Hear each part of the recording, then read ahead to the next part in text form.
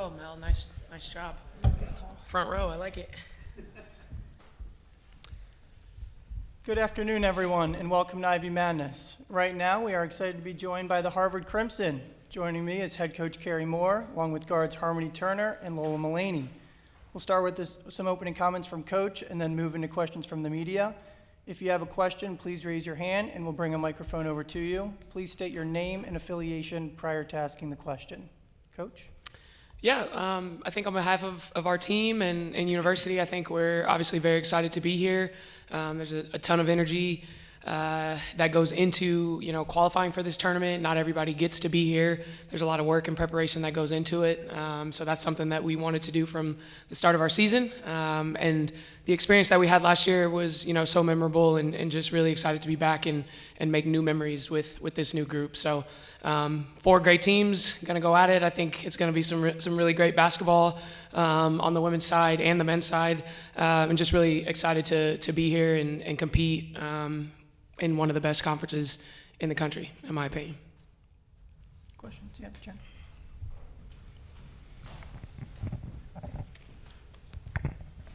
Hi all, Jen Hadfield with the Next. Harmony and Lola, I'll start with you guys.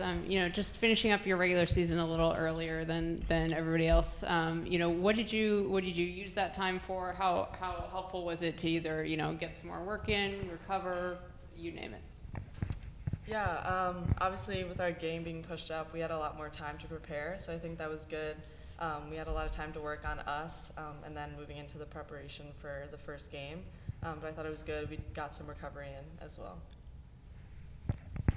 And for you both, what do you guys take from last year's experience in Ivy Madness that you can kind of, tell the folks who weren't here with you, or not here, but who weren't part of the team last year, ahead of this game? I think it's super exciting just to be a part of a tournament that has a lot of supporters supporting these different teams that have entered. I also think that this is a moment where a lot of fun basketball happens because a lot is on the line. And given the excitement that we had from last year, we just want to carry that over to this year and make more history. Carrie, for you, how are you kind of looking at this matchup? I know Columbia earlier in the season was saying, last year's Ivy semis were still kind of on their mind. How are you kind of approaching it? How fever pitched is kind of this rivalry right now? Yeah, I think it's going to be competitive. A lot has gone into this story in just the year and a half that I've been the head coach here. But that's how you want it, right? This time of the year, it's the best basketball, it's the best time to be playing, and you want to be playing the best teams in order to win a championship. And so we're excited to see them again. At this point in our season, I think the game will be different, as every game that we play them is. The first game of the season compared to the second game that we played them on our home floor was much different, than the first. And I expect this. Both teams are very familiar with one another. So I think at the end of the day, it's just about who can make the most plays and who can endure the runs that will happen and finish it out. Just one more for me, kind of bigger picture with the league, with Kenzie and her teammates winning the Pac-12 tournament for USC. First of all, just what's your reaction to that? But 2, do you think that impacts the Ivy League, having 3 Ivy Leaguers, playing a pretty big role in that? Yeah, it's incredible. Obviously, we love Kenzie very much and so proud of what she's doing. Not surprised by any means. Knew very much that she's capable of what she is doing, and just so happy that she's on the platform that she is to showcase her game and USC's game right now. And I think for all of us, I think it's it was great. I told our team I don't know what you guys are going to be doing last Sunday, but I will be on my couch watching basketball. And I think the rest of them were doing the same. And there were some really great games, not just the USC matchup, but all of the conference tournament championships. And then we got to practice on Monday and just said, you guys feeling inspired? Are you feeling motivated? Just from watching a lot of those, the 1 seed didn't win any of those tournaments. And I think for us, that's the message, right? We're coming here to do something no matter what people think that we are capable of doing. Rob Brown, Ivy Hoops Online. Coach, can you talk about the health of the team, especially Elena? Yeah, great question. I think no secret that our team has, battled some adversity when it comes to injury throughout the season. with Harm for a stretch, Elena being a big stretch as well throughout our Ivy season. She is, I'm not going to speak in terms of kind of 100% or percentage wise, but she is available and will be playing. And it's now or never. And I think she has that mindset, and she's ready to go. And if you talk about just the matchups, I think we haven't really played Columbia with an Elena. She played for maybe 5 minutes total in the second game, didn't play in the first game. So we're excited to have her. Obviously, she's a huge part of what we do and our success. And with so many games against Columbia, what's the main thing that you have to control from your end, and what's the biggest challenge when you face Columbia? Yeah. What's the biggest stat, guys? Rebounding. Rebounding. Facts. Yeah, rebounding. I mean, the game will come down to that. If you give them, 2 possessions compared to 1 every time down the floor, we talk about the math will math at that point. It's just too many possessions, compared to what we will get. So they're a great rebounding team, and we've got to be disciplined in our effort to box out and push bodies back, and then get everybody that we can to the glass and limit them to 1 possession at a time. Lola, it seems like a long time since that game in 2019 at Northern Illinois where you had 25 points. Now as your career's wrapping up and you're in your final Ivy Madness, can you kind of talk about the journey? Yeah, it's definitely been some time since that game. But yeah, I'm just really looking forward to this being my last tournament. It's bittersweet, but I just have such a high level of urgency going into this, knowing it's my last time, and I'm going to do whatever it takes to help my team get the win.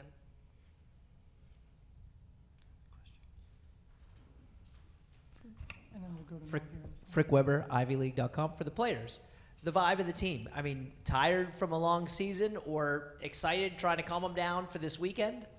I think we're really excited.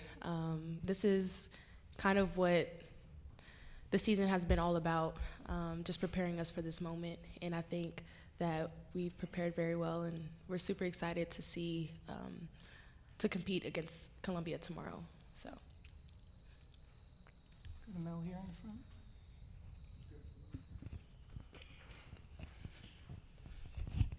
Bill Greenberg. In a way, you kind of answered a question before I formulated it. In a perfect world, would you rather play the tournament last weekend and be here, or this weekend, where actually of the 12 remaining conferences, this might be the most relevant one that's still trying to fit the puzzle of the bracket? Yeah, for sure. I definitely don't want to play last weekend because then I would miss all those games. I'm watching basketball on my couch. But no, I think we talked about this at our most recent head coaches meetings. We on the women's side really prefer this weekend because we feel like it allows us to have the exposure that we think we deserve as a league because you have all of the P5 conferences, P6 conferences playing last week, and this allows us to be on ESPN Plus, ESPN on Saturday to play in front of what we think is a huge national audience. I tried to explain to people the amount of text messages that I received after our win over Columbia this time last year in the semifinal matchup because everyone was tuned in because no one else is playing. So it's just, to me, it's the perfect time for us, and it's a great time for our league to show what we're made of. Yeah, Rob, right here. For Harmony, can you talk about the journey you've had this season, going from the lows of that injury against Michigan to the highs of the conference schedule and another first-team All-Ivy appearance? I think it was all a blessing in disguise. I think a lot of things happen for a reason, and me being injured allowed me to see the game from a different perspective, just because originally I'm on the court a lot of the times and I don't see what my coaches or teammates on the bench would see. So I think that injury definitely helped up my IQ a bit. However, I am more than grateful to be back on the court and back to 100%, which is also another blessing that I thank God for.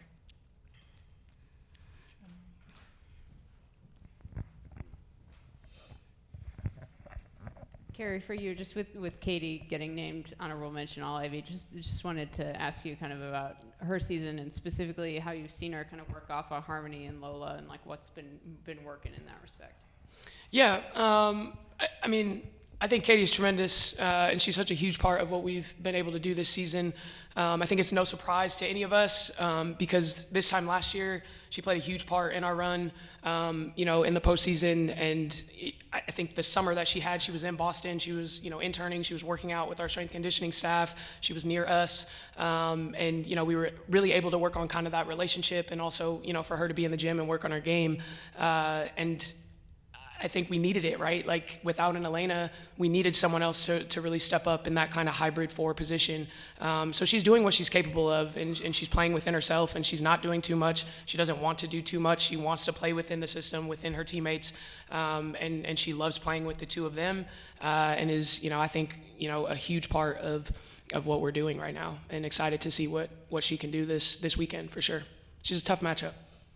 And then just with, we having the same 4 teams here, same 4 Yeah. seeds. I'm curious kind of how you view that. Is that a good thing? Is that a bad thing? Is that neutral? As long as we're here, I am indifferent. But but no, I think it. Yes, it is the same 4 teams, but you saw what Brown was able to do this year, and unfortunately we weren't able to beat Penn at Penn, and Penn qualifies.